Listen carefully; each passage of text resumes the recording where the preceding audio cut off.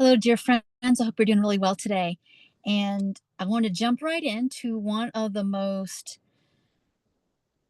productive, I don't know how to put this. It's a tool that is extremely important that I learned in both my own recovery as well as most um, teachings and trainings that eating disorder professionals hopefully are all doing is learning this concept of unblending. So, when you might need to think a little bit about um,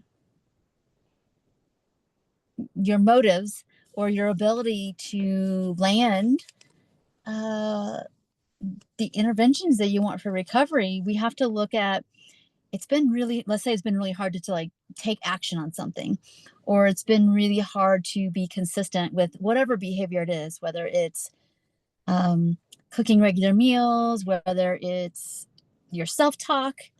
Um, Honestly, anything, whether you're wanting to not restrict, binge, over exercise, you're wanting to go to sleep earlier, you want to drink more water, whatever the health improvement is you want to make, when you're not doing something that you want to be doing, we want to start to apply this skill set. And it's called unblending. It's as simple as when you hear yourself in your head, part of me wants to um, take a walk 3 days a week, when maybe you've been afraid to move your body because you're afraid to be more in your body, but you want to because you want some vitality. So you've got some good motives. It's not, let's say, calorie burning related. It's just simply for, I want to feel more alive in my body. So you say you want that. And then you'll say, but another part of me, so part of me wants to walk because I want to have more vitality. I'm not trying to burn calories. I'm not trying to change my body. I just want to feel more alive. And then another part of you starts to kind of have some reasons why you can't, or it's not, you don't have time, or it's not safe, or what would people think about me if I'm out in the open walking? You want to start looking for when you're not able to do the things that you want to do, you're going to find that there's some part of you that's basically holding that back. And I call it a vortex where you kind of get in this, like, I'll call it trauma vortex, where part of you is like, it doesn't say this directly unless you ask, but it will be like, well, if you do this, then you have to do it every single day and you have to do it for a certain amount of time. And that feels like a lot of pressure inside. All that kind of like demands and perfection. Basically, I got to do it a certain way. I got to do it right. When you start to hear that inside, that will put you at cross purposes for the ideal you have to feel more vitality. So I want to feel more vitality. And this other part of me is like, but if you don't do it exactly 30 times a week for 30 minutes every single day, and then you might start to feel pressure build up, or some activation, like some racing heart or tension in your body. And then that gets so much of your attention, you get mentally hijacked or physically or emotionally hijacked. You don't go on a walk at all, because if I don't do it right, there's another party that feels like if I don't do it right, I'm going to get in trouble. So there's many things that start to arise. And so you just don't do anything. You get paralyzed by the fear or the pressure, or maybe there's a part of you that rebels against basically being told what to do with all that pressure. And so that's the reason it's so important to, when the you now says, I want to walk 3 times a week, and then you start to hear all this, the reasons why you can't do it, or physical pressure, or emotional overwhelm, that another part of you feels like that walk is a threat. And if you don't deal with the party that feels like the walk is a threat, you'll persistently be in this cycle. We call it looping, where it's like you'll do what you want to do for a couple days, couple weeks. Those of you who've ever been in the treatment more than one time know that that can be kind of big and scary. And if you're overriding the reasons you feel afraid to do the things out of, let's say, fear of getting in trouble or compliance or whatever, you can override and do the things. But when you come home, like, it feels like there's no foundation under your feet anymore again.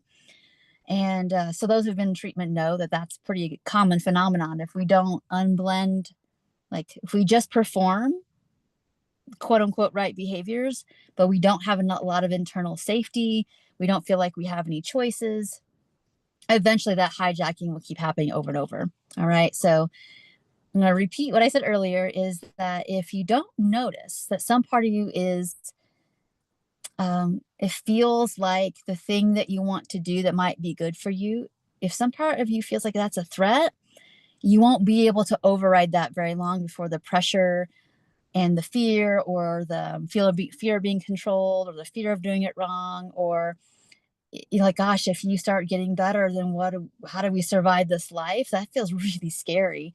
And you're going to go right back to that.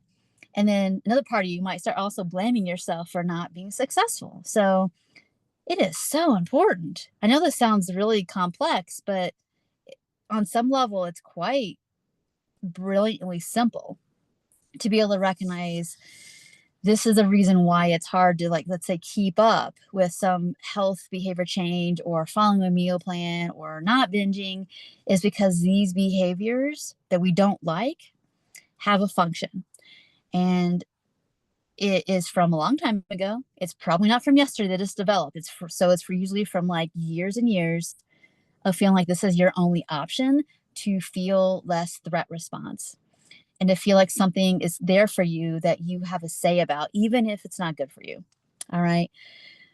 So the first step is to be able to just notice that that's happening inside. Now, this video, I don't have to keep this, from people just kind of checking out and tuning out of like all the 100 different ways that can go down and that you can support yourself in doing that.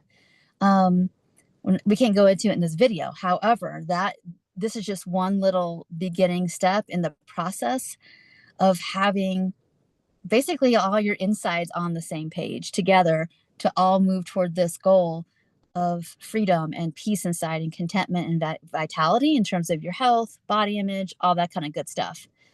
So I hope that was helpful. I am going to go through all of this month,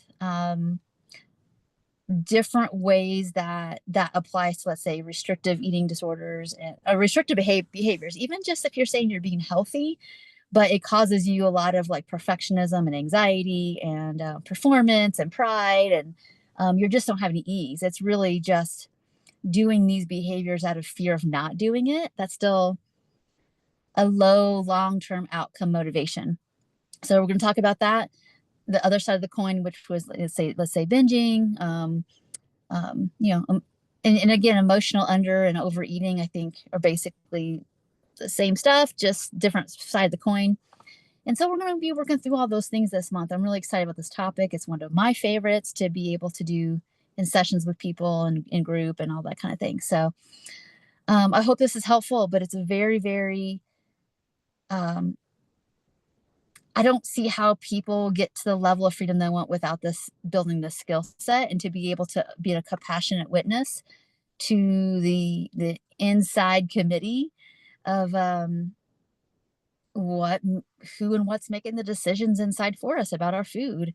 And when we're able to be congruent and feel like the behaviors that we want to set in place aren't a threat, then we're able to kind of carry it out and able to deal with like the inevitable disappointments that get in our way with these things, the busy schedules, the effort it takes.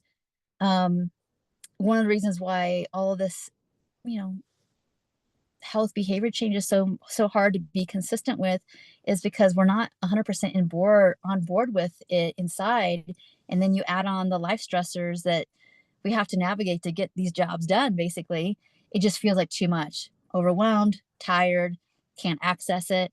It's because inside we're fighting internal battles about to do or not do the thing, and which part of us gets their needs met, right? If all of us all inside feel safe and can get needs met, it's easier to put that energy towards like navigating schedules and executive functioning skills and to get the job done without feeling like it's a threat. So thank you so much for watching this video. I hope this makes sense. It's again an in-depthful topic that when you can learn to work with this with your healthcare provider with some precision on and some care and depth, I do think people just make progress faster. So Thank you so much, and we will see you next video. Bye for now.